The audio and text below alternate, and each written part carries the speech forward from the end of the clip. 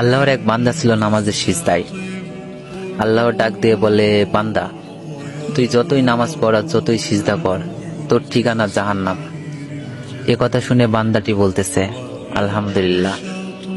আল্লাহ বলে, এই বান্দা, জাহান্নামের কথা শুনে কেউ আলহামদুলিল্লাহ কয়? বান্দা বলে, আল্লাহ, জাহান্নামের মালিকও তুমি, জান্নাতের মালিকও তুমি।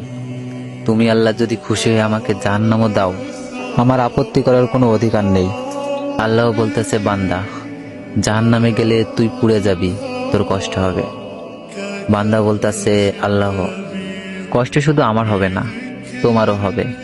আল্লাহ বলে, বান্দা তুই পুড়বি জাহান্নামে, আমার কষ্ট কেন হবে?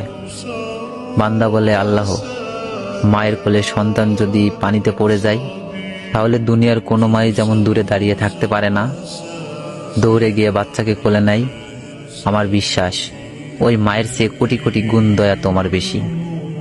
আমাকে জাহান্নাম দিলে তুমিও আল্লাহ শান্তি পাবে না। আল্লাহ বলে, বান্দা এই দলিল তুই কই পাইলি?